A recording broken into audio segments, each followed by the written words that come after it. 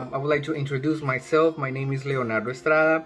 I'm an English teacher, and in this occasion, I would love to talk about why I chose to be a language educator and one of the techniques that I usually utilize in class in order to foster oral interaction. I have in mind 4 reasons why I have become a language educator, and one of them is because I want to make students fall in love with the language through innovative, dynamic instruction. So I propose myself to be like one of those teachers that students never ever forget in their lives.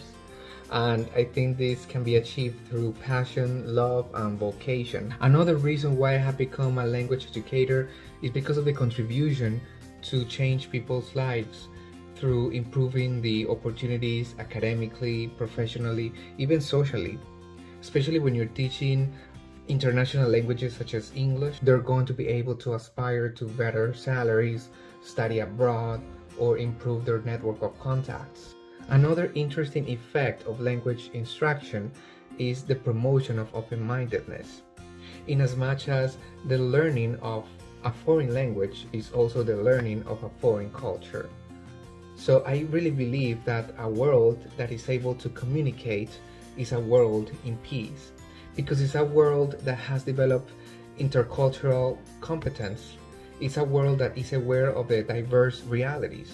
Reason number 4 is related to the social contribution when changing not only people's lives but also their minds. Being a teacher is at the same time being a psychologist, being someone who students can find support with, is being an advisor many times, and is being aware of students' needs and emotions. But it's also empowering students to give their best, to discover their own talents and strengths.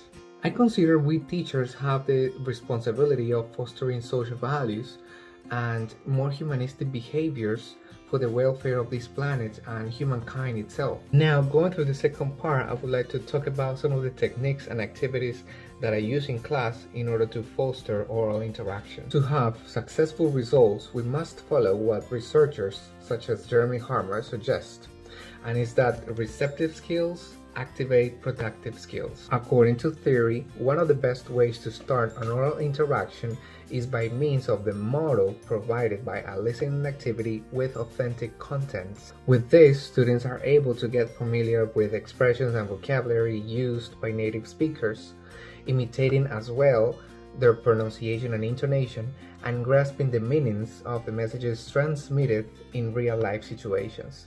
After all of this linguistic input, students are now more able to produce some language with activities such as interviews, debates, role plays, presentations, course projects, etc.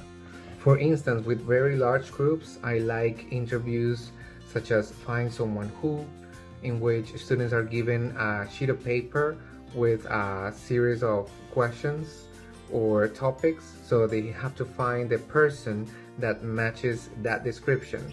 At the end of the activity, they can take all of the information collected and share it with the rest of the class in a socialization activity. A more extensive technique that I like to use, especially with more advanced students, is the debates. In the debates, there is a topic or various topics.